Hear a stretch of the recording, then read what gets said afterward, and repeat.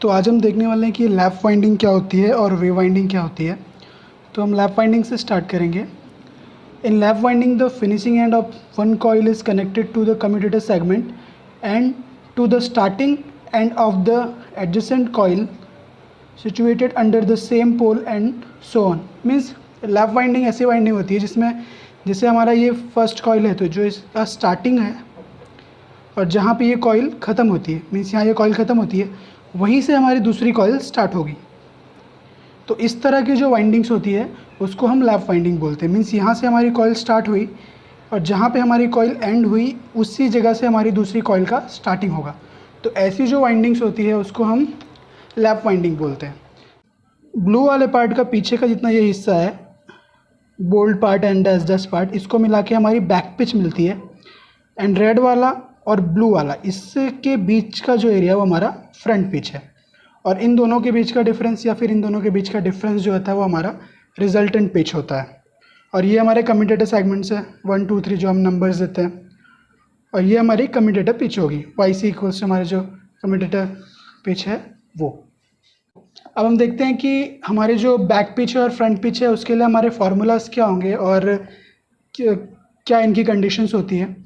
सो lap winding में क्या होता है कि जो हमारी बैक पिच और फ्रंट पिच होती है Y B and Y F, वो जो ऑड नंबर में होनी चाहिए।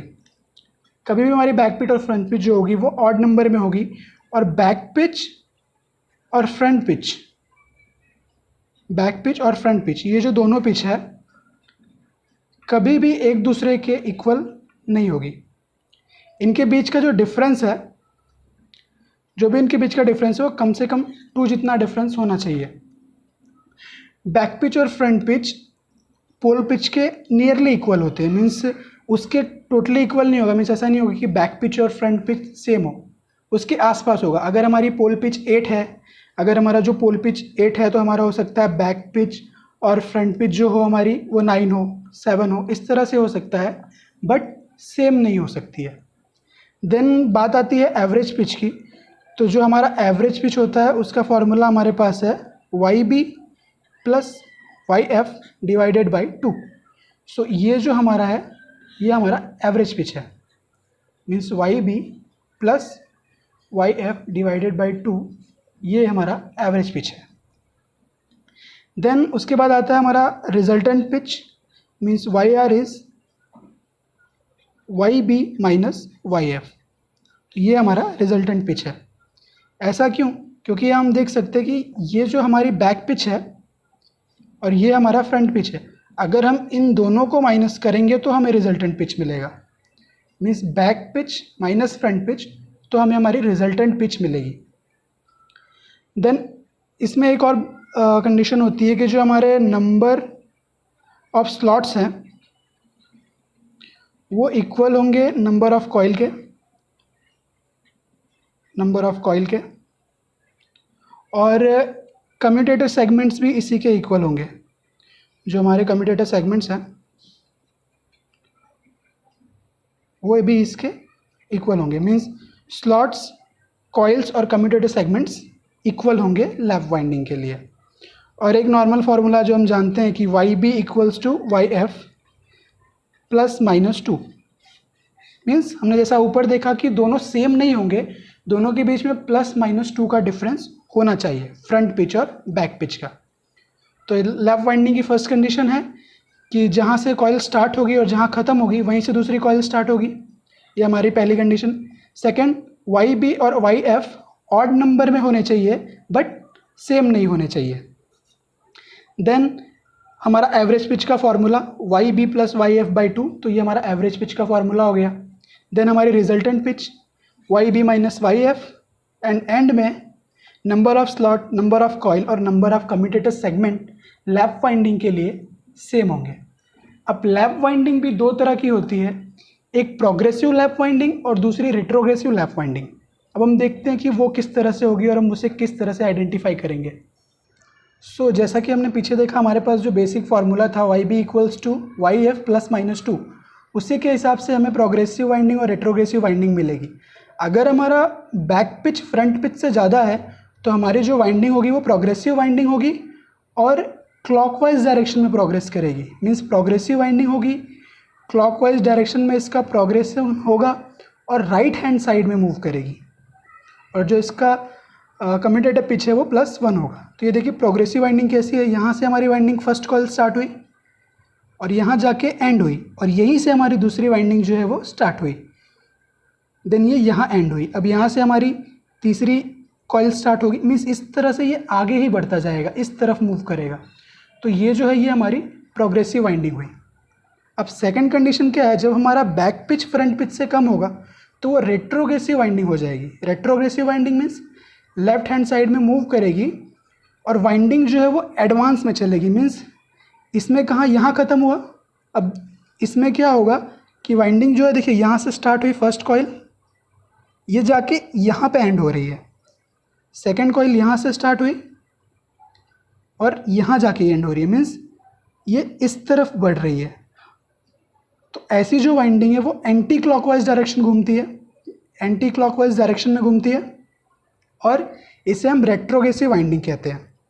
अब ये हमारे पास कुछ फार्मूलाज है वाई बी के, मीन्स बैक पिच के लिए और फ्रंट पिच के लिए। बैक पिच जब Z/P+1 होगा तो प्रोग्रेसिव वाइंडिंग होगी, उस टाइम पे फ्रंट पिच जो होगा Z/P-1 होगा, तो ये प्रोग्रेसिव वाइंडिंग की कंडीशन हो गई।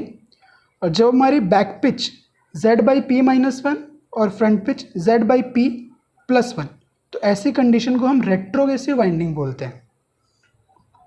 फिर भी अगर आपको कोई डाउट है तो आप मुझे कमेंट सेक्शन में जाके पूछ सकते हैं।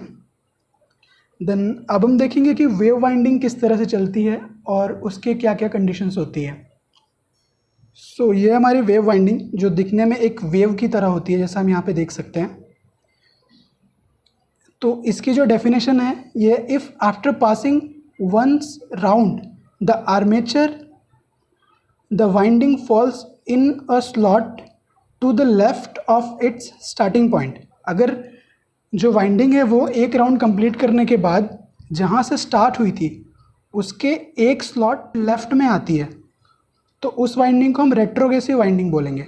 ठीक है, मीन्स लेफ़्ट साइड आए। लेफ़्ट साइड मतलब जैसे हमने यहाँ से स्टार्ट किया इस तरह से और पूरा रोटेशन कंप्लीट हो गया, यहाँ ख़त्म हो, तो उस टाइम पे ये हमारी रेट्रोग्रेसिव वाइंडिंग होगी।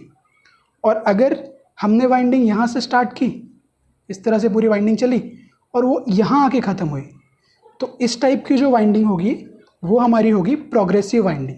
मीन्स अगर वो लेफ़्ट साइड में ख़त्म हुई तो रेट्रोग्रेसिव वाइंडिंग, और अगर वो राइट साइड में इस तरफ ख़त्म हुई तो प्रोग्रेसिव वाइंडिंग।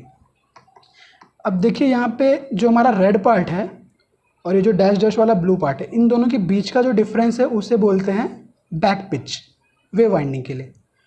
और यहाँ से जो हमारा स्टार्ट हुआ वाइंडिंग, देखिए यहाँ जाके इस पॉइंट तक के बीच का डिफरेंस है, मीन्स यहाँ से यहाँ तक का डिफरेंस, वो हुआ हमारा रिजल्टेंट पिच। और ये ब्लू वाला डैश डैश पार्ट और ये रेड, इन दोनों के बीच का जो पार्ट है उसको हम फ्रंट पिच बोलते हैं।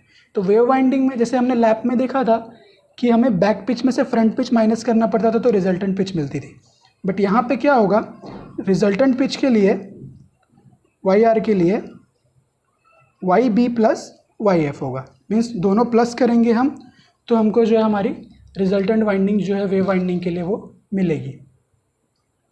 सो बेसिकली हमने इसमें क्या देखा कि जो डिफरेंस होना चाहिए रेट्रोग्रेसिव और प्रोग्रेसिव वाइंडिंग के लिए 1 स्लॉट का डिफरेंस होना चाहिए, जिससे हमें पता चलेगा कि रेट्रोग्रेसिव वाइंडिंग है या प्रोग्रेसिव वाइंडिंग है। सेकेंड पार्ट कि जो हमारा बैक पिच है एंड जो हमारा फ्रंट पिच है वो ऑड नंबर में होना चाहिए।